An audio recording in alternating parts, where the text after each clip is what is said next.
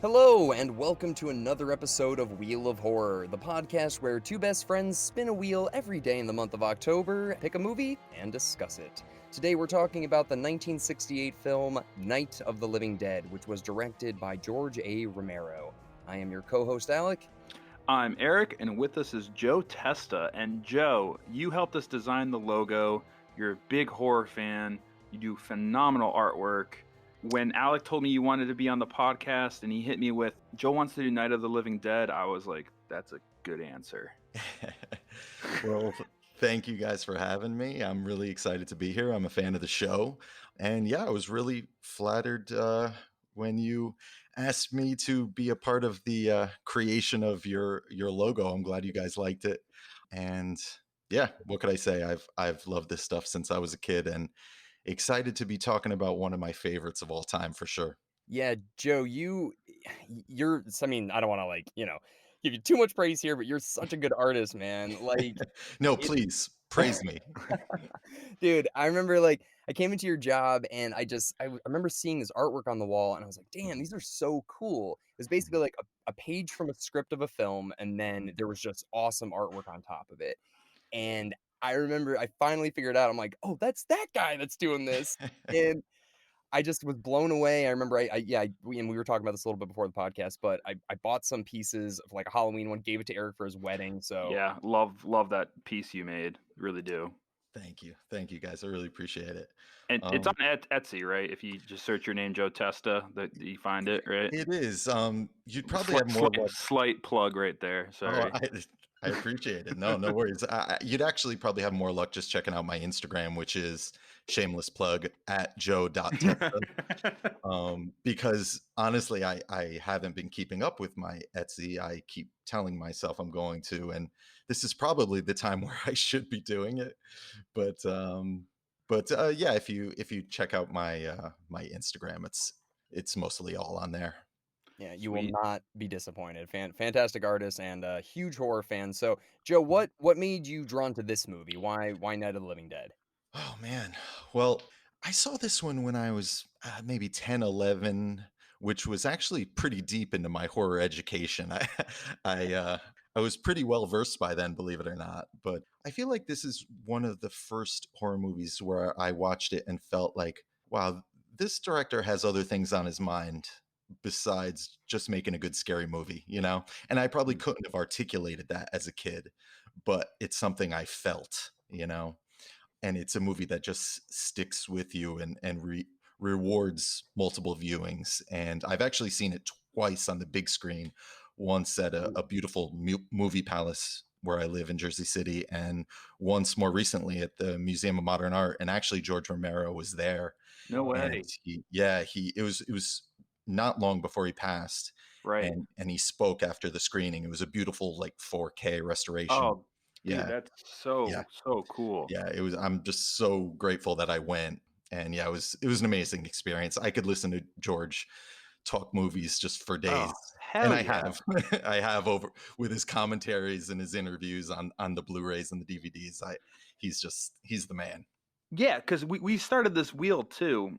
And I remember like Alex, we should bring some guests in. Like Joe said he wants to do one, and this is like before we're on day 21 now. 20, what are we? 23 now, Alec? Right? Something like that. yeah, we're like in the 20s now, and you came at like on the 5th episode, and I felt like that scene in Fight Club where Brad Pitt asked Edward Norton like, who would you fight if you wanted to fight somebody? And he's like, I'd fight Gandhi, and Brad Pitt's just like, good answer. That's how I felt when like you said Night of the Living Dead. I was like, that's a damn good answer. I'm so happy you picked that one. That's how I felt. I was pumped. Yeah. What's your relationship with this, Eric? You and I never, because Eric and I, we grew up just watching horror movies, just like you, Joe. We watched movies so too young. But I saw this way too late in the game. I'm going to be honest. I saw this, I think, when I was 20 or 21, when I was working security, guarding a water reservoir in the middle of the night. And it was way too late, and I was by myself, and it was a terrible movie choice to watch by yourself in the middle of the night. But I literally was like, I just watched The Wizard of Oz of horror movies way too late in my life. It's an amazing movie. The black and whiteness, like I love that movie. I always say that about every movie we watch, Alec. Mostly, there's only a couple I don't, but man, this movie's awesome. Yeah. The music is just immediately it just has that like 50s B movie kind of feel to it, but it just it's such like a it's an oddly comforting sound for some reason. Yeah. Dun dun dun dun Yeah. dun dun dun dun I think I've just seen like dun enough dun dun. trailers and black and white Hmm. old movies that this one just kind of really perfectly encapsulates that feeling and tension. I don't know. Just Yeah. missing Nazis. That's the only thing they need to throw in there, like Nazi zombies. That's it. The music is really interesting because Romero like pieced it together from, library music. It wasn't an original score. So it's all, I think all of it is about 10 years old. So you're right, it does come from the 50s, and I feel like it almost tricks you into thinking you're going to get something very old fashioned, and then you get something pretty dark and disturbing. Yeah, this was Yeah, so graphic for the time, I guess. I mean, now Hmm. it's like, yeah, it's Sure. nothing, but back then I can only imagine, when they're walking with like the intestines and stuff and they're all Yeah. eating. That must have been pretty jarring, I guess, in 68. it has that early 30s, mid 30s feel to it. It's like Attack of the Killer Body Hmm. Snatchers. Or Mm. like the killer ants are coming. What are you gonna do? And it has that music dun, yeah, dun dun dun dun dun, and the credit. Dude, this movie's great. Yeah. Yeah. Now, Another thing that when I hear this music, I think of Halloween 2 because if you remember that movie, their characters are watching it yep. throughout that film, and you Mhm. hear the Night of the Living Dead music. They're It's coming to get you, Barbara. You hear that in the background of mhm. the old woman Yep, that's right. watching it. Yeah. Eh, this movie turns up in a lot of places because, unfortunately for the filmmakers, it fell into public domain, and Yes. just anybody could use it however they want. Can you explain that, Joe? Because that's something that I've heard about it, and obviously you're always like, why is this in every movie? And why am I the only person in the world that probably paid and bought a DVD of this when I could have watched it anywhere? But It's on YouTube Yeah. for free. You can yeah, watch it anywhere. Yeah. yeah. Well, I actually I've paid many times for it and just bought the most recent Criterion Blu-ray, which Oh, is actually a very beautiful print. It's the one that I saw at the MoMA. But as far as the details of that go, I don't know it. I can't tell you verbatim, but I think it has something to do with the fact that originally they were going to call it Night of the Flesh Eaters. Mm. And at the last moment, they changed the title. And when they did that, they didn't have the proper copyright. I think those laws have changed, but it seems like it was just as simple as that. Boom. It's in uh, the public domain. It wasn't Yeah. copyright. Well, I just brought up the Wizard of Oz before because I feel like this is the Wizard of Oz of horror movies in my mind. It's so original and like it's like horror movie 101, movies 101. This is one of them. And Wizard of Oz is also public domain. The movie is. So you can do things with the movie or the book is. I don't think the movie is, the book is. So the mm, book you can take characters and do things with, but the movie is I forgot what company owns it, but there are things that like hey they become publicly and people can use them for whatever. It's kind of like clearance free music. yeah. Yeah. Well, this movie, I'm kind of curious too to hear your thoughts on the sequels a little bit too, Joe, and I guess like the impact of zombie culture from this. But I mean, they never say the word zombie in this, but it's definitely feels like the archetype of all zombie movies moving forward. It's just they look at that and they're like, okay, so how do we kind of take that core value and expand on it essentially? But it was introduced in this movie. But yeah, I just want to kind of know your thoughts on that. Yeah, it's incredible. This is the birth of a movie monster, an entire subgenre. It starts here. Yeah. There were things like White Zombie, and there were old movies that had living dead ghouls, those kind of things. But all the rules that you see in Walking Dead and so many other things, it all starts here. It starts with Romero. Yeah, they always say like oh we gotta board up the house from those things. They never say zombies. It's just Hmm. those things. Ghouls. They call them ghouls a lot. Ghouls too. Yeah, they say ghouls. You're right. Yeah, but the dynamic too, just between everybody in the house, it feels like you're watching a modern zombie film. It's obviously about the zombies, but it's about like a power struggle and the dynamic between like who's in charge, who's right, sort of thing. And I would imagine probably in this there's a racial element to it as well. And I just think that I don't know, it's such a great blueprint for moving forward in zombie films.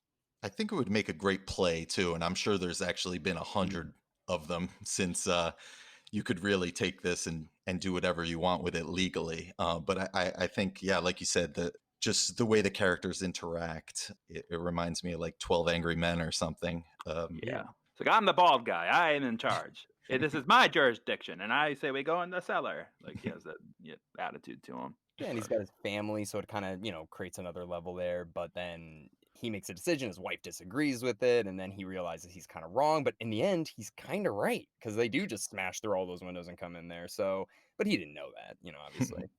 Yeah, and now's probably a good time to talk about Dwayne Jones as Ben, who Oh, I think is just he's playing in a different league. I feel like as far as his acting chops go. For sure.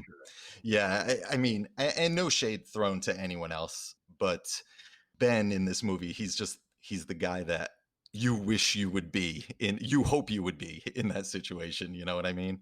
And he's not always right, like you said. At the end, it turns out, yeah, he was wrong about the basement, but I don't blame him.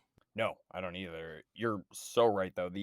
His acting is it. Yeah, it seems like it was plucked out of the future and like thrown back into this movie. Because the way that Barbara's character acts is so like Mhm. just dramatic and over the Yeah. top and screaming, and she's probably the worst person you'd want to be stuck with. And there's just because you're right, he's like the best, and then you've got her who's just in a daze, and screaming and talking nonsense half the time. Yeah, taking planks off the door, trying to open the door. It's like, oh, terrible character. Like it's like the last person you want to be in a zombie movie with. Yeah. One quick thing I wanted to bring up, Alec, because we did Shaun of the Dead like about 10 episodes ago. Mm. We made fun of like when Ed goes, "We're coming to get you, Barbara." Remember that line? Oh yeah, That's Barbara. Barbara, Shaun of the Dead, Dawn of the Night of the Living Dead. Barbara is probably where they got that name from.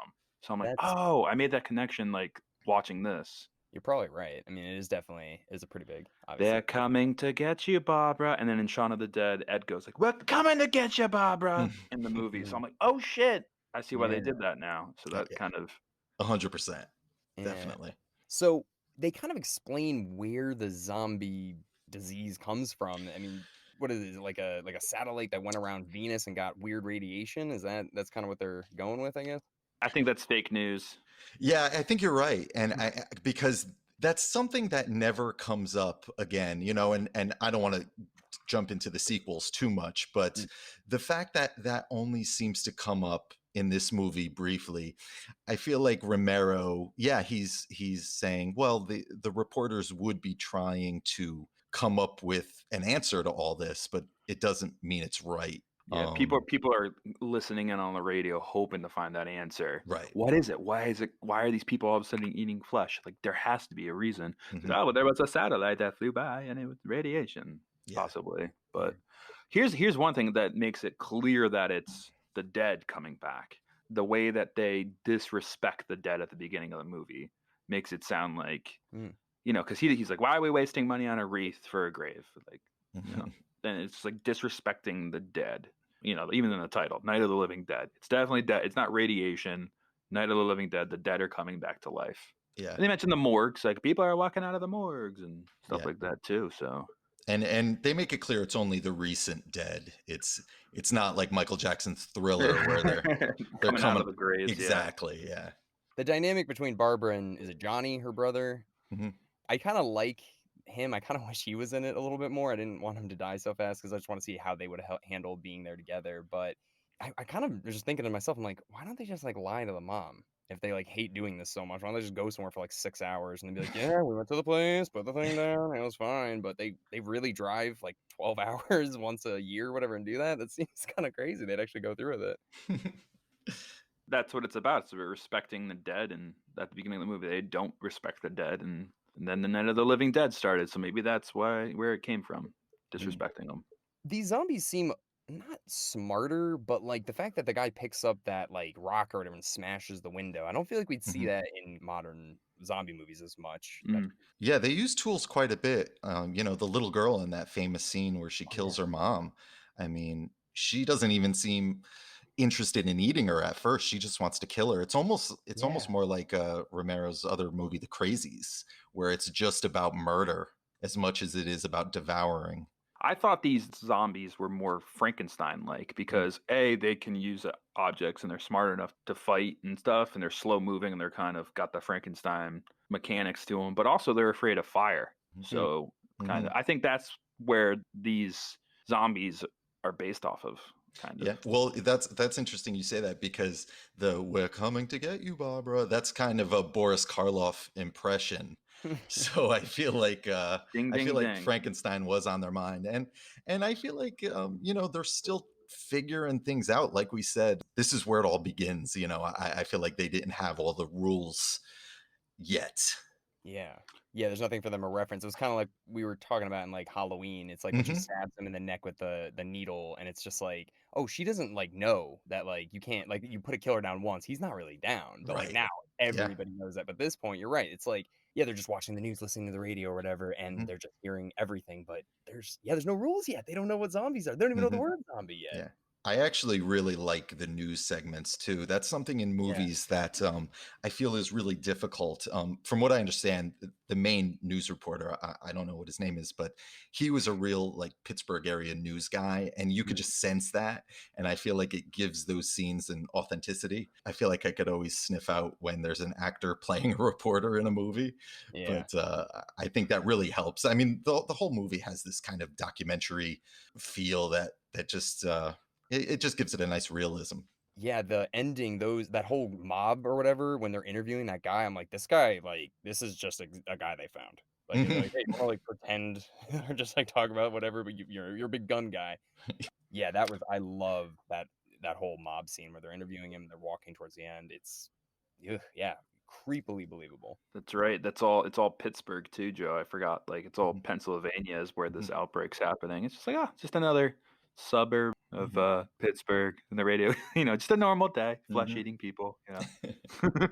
Yeah, now you mentioned that scene earlier, Joe, with the little girl stabbing. Do you think that is probably the most iconic scene in the film? Whew. Yeah, it's got to be up there. I mean, the graveyard to me, like every frame of that scene could be like the cover of a book on horror movies. Like that's how iconic I feel like every shot of that scene is. But yeah, I think the little girl and I love to draw that little girl. Ooh, Going yeah. back to my art, I've drawn that face many times. It's just yeah, it's iconic. And yeah, wow, what a scene. Yeah, her stabbing, but her just walking towards the camera too. Hmm. And like I'm instantly thinking of Walking Dead, the first season, episode 1, with the girl with the teddy bear.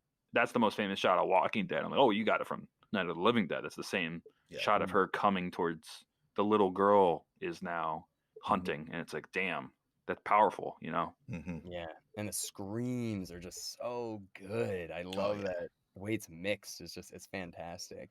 You see Barbara's brother at the end, right? That's Yeah. clearly him. Yeah, okay. I just want to Yeah. make sure I wasn't going crazy. Like, Yeah, I think that's why they put those driving gloves on him to help yeah, yeah. help recognize him. Because I'm pretty sure he's the one that carries Barbara out, which is pretty haunting. He's not wearing the glasses anymore, though. It's just so Right. that's the one thing. I'm like, is that definitely him? And I'm like, okay, yeah, that makes sense. Hmm. I think, and this is probably everybody's reaction, but the most shocking thing of all is just the ending. How quick it just happens out of nowhere. And that's one of those movies where the first time you see it, and I'm definitely spoiling this if you haven't seen it, but your heart just drops. Yeah. And the movie ends and you're just like, no, no. And and like the credits are rolling and they're doing those still frames and you're just like, oh my God, like Hmm. fuck. Yeah, the whole movie's based off of the rescue. The people in the house, rescue's coming. They know. They hear it on the radio. People are banding together. They're gonna come and rescue you. And then he gets killed like friendly fire style at the end, and it's like, oh, he survived the night. He survived the night of the living dead, Hmm. and he doesn't get to see the next day really. So that's like, he made it. He's so close. Yeah, I mean, the casting of Dwayne Jones completely changed this movie and its legacy. And I really appreciate that George is a really smart guy. He must have known that casting a black man in this role was going to raise eyebrows and give this movie a different charge. Sure. But he never pats himself on the back for it or takes really any credit. He just says Dwayne was the best guy for the role. And when you watch the movie, he 100% was. Right. And they never bring up race in the movie, but Right. you can feel the tone Hmm. of the way the guy's talking to Dwayne, and it's like, Yeah, it's there, but they never say any bring up race. It's right. just really, yeah, also very powerful. Yeah. Like I said earlier, I notice something new every time I watch this. And I don't know if it's at the times we're living in, but when I was watching it this time, and Ben is in the basement and he hears the humans coming. They must be human because he hears gunshots and dogs. Mm. So I mean that's salvation, but he doesn't treat it that way. He's not running up the stairs saying, I'm alive, help me. He's almost as cautious of them as he is of the Uh, zombies. And yeah. Yeah. that's something that never really hit me until this viewing. And whether they meant it to hit in a certain way or not, who knows? Who cares, really? That's one of the great things about this movie is you can just you could ponder these things.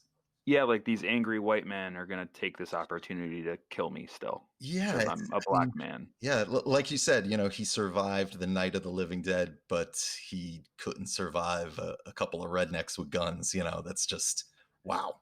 Yeah, Damn. there's that definitely in it for sure, and that's probably why he's careful of how he comes out of the house. Hmm. The guys with the guns, like the mob, Hmm. they they show up and they're talking to that guy in the window, shoot him between the eyes. Right. They're making it sound like it's still a zombie. Yeah. They're not Yeah. making it. They're Right. not making it sound like shoot that black guy. Right. It's very like shoot that zombie still, get him in between the eyes because they want to hit him in the head. Mhm. So I think there's that too. But Yeah, and I'm glad that it's not overt. They don't hit you over the head with some of these things. They let you ponder it, and I'm glad they do. I actually think some of Romero's later films aren't as subtle and aren't as rewarding because of that. you saw the movie in theaters. Hmm. Romero was there and he spoke afterwards. Hmm. Anything you took away from that with him speaking? Like, what did he talk about? Like Uh, I, anything cool? he did talk about the casting of Dwayne Jones, and like I said, he made sure to give Dwayne all the credit because he was the best actor they knew. And really he doesn't like to take credit for all the subtext that a lot of fans and scholars like to put on the movie. He really just talks about it being commercial. They needed to make something commercial, so they made a horror movie. And I think that is true, but I also think he's just a humble guy. He's a true independent, and I don't think he wants to pat himself on the back too much. He's a Pittsburgh guy too, isn't he from that area? And like all of the stuff is like local Pittsburgh actors Yeah, and extras. yeah, local actors, yeah, and I mean, for most of his career, he remained pretty independent, and I don't know how much you want to get into the sequels, but like he could have gotten a nice budget to make Day of the Dead, and then ended up accepting about half of it because he refused to make it R-rated. He wanted to make it unrated. He wanted it completely. He wanted it to be his baby, and that's Right. just so cool. Keep it in the Yeah. same budget so that it has the same feel Mhm. almost. Yeah, Right. and he Yeah, didn't I have got to that. answer to anybody. Right. I think Yeah. at the point there too where it's like when did Day of the Dead come out? Like 83? 85, I think. Yeah, Or okay. Day of the Dead is 85, I believe. Yeah. So at that point, and when he's making that, and it's like, listen, I've already made my mark. Everybody Mhm. knows my name and zombie sort of thing. So like, listen, yeah, you're right. I'm just gonna do what I want now. Like it's just not really about making money at this point. It's about just making what I want to do. Mhm. Yeah. Yeah. Even though the guy should have been a multi-millionaire had the rights issue not happened. That's kind of the sad thing that so many people took his baby and ended up building empires with it. Walking Dead is on what, season 11, Yeah. and you wouldn't have any of that without him. Right. It's so true. Well, there's two things I wanted to ask you, Joe, and you just mentioned it with the sequel thing. Mhm. First thing, I didn't even notice until today. So they were able to restore it with color. I've never watched the colorized version because Yeah. I'm just so in love with the black and white version. Right. But I know those are out there. The lighting's got to be so different, Mhm. right? Like the I have no lighting's got idea. to Yeah. in color. Like I don't know. Yeah. I didn't even know it came out until today because I was just like scrolling through YouTube and all of a sudden it was right there and I was like, oh, maybe this is like some weird clip. And then I was like, oh, wait, it's the whole movie and it's all in color. I'm like, yeah, it's not, it doesn't feel right. It feels very strange. Well, the thing with black and white movies is you can really play with lighting. And also, one thing I noticed is a lot of the times the camera has this blurry lens. It's almost like he sprayed the camera with Pam or something. It has like a grease to it sometimes, like once in a while. And it's like when things are getting really intense or dreamy or, she's in a daze, the Barbara's in a daze. Like I see like the camera, like it's hard to tell like how thick their clothes are and stuff because it's so blurry. I like the way it was shot. And I prefer black and white for sure. There's a ton of different versions out there. There's something called Night of the Living Dead Reanimation, which I remember ordering years ago. It sounded cool. It was like every scene in the movie was animated by a different artist. And I ordered it, and in all honesty, I could barely get through it. Like, see, the problem with these things is literally anybody can take this movie and do whatever they want to it. So there's no quality control. So there's even a version, and I know it was an anniversary DVD version, and I'm not sure the exact year, but John Russo, I believe, who was Romero's co-writer, in an attempt to make some money off this thing, which they never got to do, he added scenes to the movie. And I believe, I've actually never seen it for myself. I believe he added a whole backstory to that zombie in the beginning of the movie. Coming to the graveyard. Yeah, you find out who he was and how he came to be there in that moment. I've heard nothing good about this version of the movie. I'm sure. But if anyone wants to track it down, one of the DVDs out there, you can get a little bit more. I've definitely seen people do that artistic way of like, hey, fans, shoot your favorite shot of the movie and we're gonna clip it out and we'll give you 10 seconds of the movie and make it your own artwork kind of thing. It's like Legos and claymation and there's various ways. Yeah, it's kind of cool. It's just a way to do it, but not a good way to watch an hour and a half long movie. Well, what we plan on doing, Joe, and if this, it seems like obviously you know quite a lot about this. We want to eventually do like Dawn of the Dead, Day of the Dead, maybe even go into Land of the Dead and all that stuff. So if you want to come back and we could have you talk about the sequels more in depthly, just to keep the Romero train going with you. I would be more than happy to do that anytime. You tell me when. Nice, man. No, yeah. So we're gonna keep doing this, as the year goes on. Definitely not every day because it's yeah, we're a movie a day is it takes a lot, but it's we're so happy we're doing this. It's so much fun. Anything you wanted to say kind of before we take off about Night of the Living Dead, Joe? Let's see. Well, I think the thing I love about it the most, as you know, Alec, I've worked a little bit on the outskirts of the entertainment industry for like half my life now, and I was involved in some very very low budget horror movies, and I know that under those circumstances, it's hard to make something that's even watchable most of the time, let alone make a masterpiece, which is what George and his friends did. So I just give them so much credit. And yeah, like I said, this is one that I just keep going back to, and I just love it.